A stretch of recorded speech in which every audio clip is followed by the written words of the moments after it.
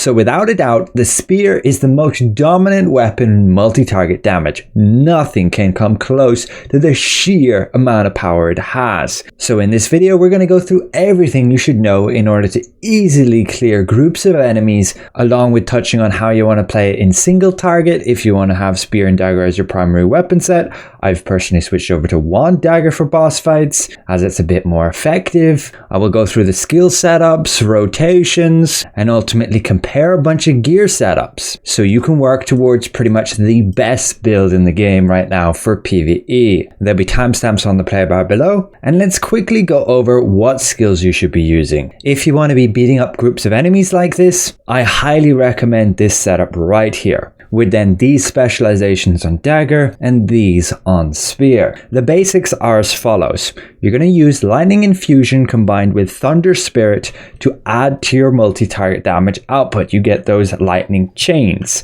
So you can cast that at the beginning. Then you can use like explosive fury and then your javelin inferno, and everything can be dead. And you can then use like abyssal cleave, phoenix barrage, followed by slaughtering slash. Cleaving Moonlight with a very low cooldown can be used while your other abilities are on cooldown, and it's got some decent multi-target, and you can activate your Blood Leech aura as just a bit of passive damage while you have enemies around you. Flaming Arc is also just with a low cooldown for that multi-target damage around you while your other abilities are on cooldown. And that's also with Frenzied Sword Dance here, which can be a little bit jarring if you're not used to it, as it can throw you all around the place. And lastly, Unyielding Sentinel simply gives you a big fat shield and a ton of heavy attack chance. If you cast it with enemies nearby, you can gain upwards of 650 heavy attack, and you can see the area for me. It's the large blue circle as you see. However, you don't really want to use this build in single target, as it's just not as ideal as other setups you could be using. You can use it as somewhat of a hybrid setup, and you can see the different skill specs I have in quest log here. Right now, we're using the multi-target setup with these specializations, but the two boss fight setups are here. One again is more hybrid. This is going to be for when the boss has like mobs that spawn in, or if you just want to run one build for everything. These are the specializations you would use, and these would be your passives and active skills slotted in with ultimately your full rotation. Just take your time with it, and the most important part is to get your buffs to begin with, get your burst stacks, and then you're going into like Phoenix Barrage with the Fatal Sigma, Frenzied Sword Dance, Moonlight combo, and then Explosive Fury, followed by finally Slaughtering Slash. And then filler is like Javelin Infernos if you have the mana for it, or there's multiple enemies, and then Culling Arc and Cleaving Moonlight. Then for the true single target setup, so when there's literally only one boss to beat up, you would go with this setup. You'll have a bit more damage again. You would use all of these specializations, and your rotation is pretty similar. Again, using those buffs, getting those burst stacks, using the Fatal Sigma, Frenzied Sword Dance, and Cleaving Moonlight combo, followed by Phoenix Barrage, Brutal Fury, and Rising Slash. This time you use Phoenix Barrage before Brutal Fury, as that's pretty high damage, followed by Rising Slash, and you want to give that the critical damage boost. And then your filler abilities are like Brutal Incision, the Culling Arc, and the Cleaving Moonlight after that. Since your cooldowns are going to vary, your rotation will be slightly different, but ultimately you're going to want to save those certain abilities to combo them together. Like you're going to want to have Gale Rush and Culling Arc before you use Brutal Fury to make sure you can actually get all of its 15 hits. You want to always have Fatal Stigma just before Frenzied Sword Dance and the Cleaving Moonlight to be able to get all of those thunderclaps and poisons for its damage. And you always want to do Rising Slash at the end, which consumes then your burst stacks and your ignite stacks. And that's it. Just practice it for yourself, and you should have no problem at all doing a ton of damage there. I personally use Wand and Dagger for my boss fights, just because it's a bit of fun playing something new. I've played Spear and Dagger since it was released, but this is still very effective, and especially in multi-target, it's just insane. Nothing comes close compared to the sheer amount of damage Spear can output with that Explosive Fury and Javelin Inferno when you combine it with like Umbral Spirit and Inject Venom. But some quick notes on terms of the new Masteries and actually what weapon you want to use as primary. Well, it's the daggers. You want to have the daggers out. And that is because of the mastery right here, Primal Strike. Your basic attacks are increased by 150%. They will use some extra mana, but ultimately the entire setup is going to be so mana greedy anyway. Having a little bit more is not going to matter. If you do run into mana issues when killing groups of enemies, basically you need to take a breather every now and again and just drink some milk, and that's problem solved. You're killing groups of enemies, you should have some time to be able to go out of combat to drink that milk. This is the cooking recipe for it right here. So use daggers as primary. You can see the rest of the specializations here.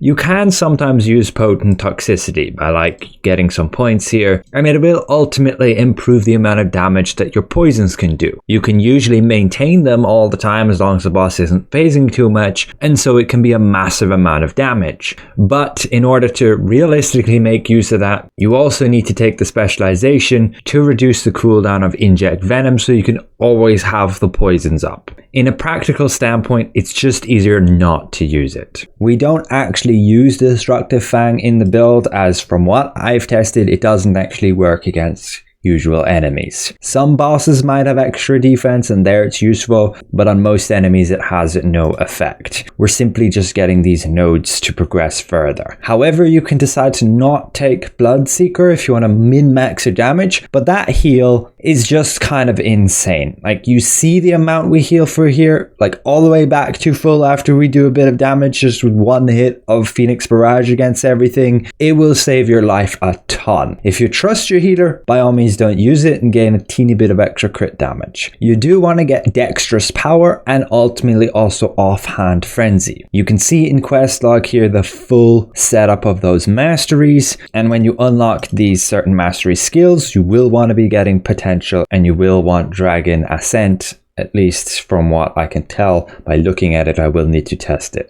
As for the spear, we have like this setup. I don't have that many skills as I have recently swapped all the levels of spear over to like wand, but that's totally fine. Spear doesn't have any game-changing bonuses, but this is what I would go with right here. But now let's actually jump to gear and what I would recommend, particularly with tier 2. You can see my current build right here. I still have a tier 1 spear. It does just fine, but I will definitely want to upgrade. And what I can upgrade to is the Rasnur Spear right now, or I can hold out to potentially get the Crimson Spear. You can look at some comparisons, and the Wind Shear Spear is technically the best to use in PvE, and that's because the species damage boost. Now the cost of that thing is going to vary depending on platform, and it's up to you if you want to pay over 1,000 Lucent for it. Personally, I won't, and I will just wait for this Crimson Spear. They have stated the latest we'll have to wait till is April the 17th, and it will very likely come at a cost of 400 loyalty coins. But as of right now, yes, the Wind Shear Spear is that little bit better, but the Crimson Spear is just going to be significantly better. But with weapons aside, let's have a look at my different steps. Essentially, these are just going to be the progression steps. Right now, step 1, you want to prioritize getting those tier 2 weapons and use like this tier 1 gear. This is what I was using through the majority of tier 1. Works super well for most PvE builds, and we have upgraded it a little bit with purple runes and the new artifacts.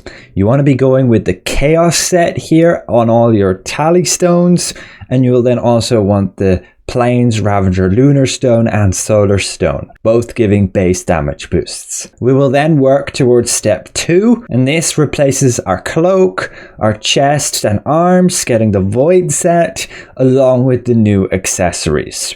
And all of those changes combined is a pretty significant power boost of over 40% difference there. Going on to step 3, you're simply getting the Imperial Seeker trousers and boots. These are field boss items, so they're not so easy to obtain. And so as a budget-friendly setup, you simply stay with this, with the Shadow Harvester. Because if you look at the difference between step 2 and 3, it's only like 2%. You're not getting much damage by going to that Imperial Seeker set versus the Shadow Harvester set. So I generally would not even bother spending the Lucid to do so. However, if you want to seriously min-max, you can push it towards step 4. Now I will admit, a lot of the extra advantage can come from the Crimson Spear, but getting this other gear will help significantly too. But like this headpiece and this cloak are coming from arch bosses right now. Over time they'll probably get more accessible, but for now they're just kind of a dream. Same with a lot of these accessories, pretty hard to get from like field bosses and some from Nebula, but the power spike can be worth it. Like another 34% damage increase from step 3. Again, probably over 10% just through the Crimson Spear, which we will be able to get within a few weeks. And I may very well update all of these builds to have that spear, and we can then update these average damage gain comparisons throughout these steps then when that happens. And ultimately these were the builds there where I used to compare the other different weapons you can use. And overall, yes, the goal will be the Crimson Spear, but right now, Ransur Spear. In terms of where to get all of this equipment, in Questlog you can simply click View the Database. It will show it down here, but also simply searching either in the crafter or on the auction house. Once you find the item, you can click the how to acquire and it will show you, like it can drop here in Twisted Laboratory. You can craft it at the All Things Workshop merchant for just these loyalty coins. And that's the big advantage of like step 2. You can stop here with a build and all of these items are super accessible. You just need those loyalty coins and you can get everything. Nothing is locked behind. It is ultimately something to work towards, but for now, the average player, I would just wait. That damage gain from Harvester to Imperial, not really worth it. If you do by chance get items from step 4, by all means hold on to them and they will give you a significant boost. If you're lucky enough to get the Black Anvil ring, yes, you can decide to save it and it will contribute more to your damage versus in step 2, this Ring of Eternal Flames. This Dream Bis build is, again, just that.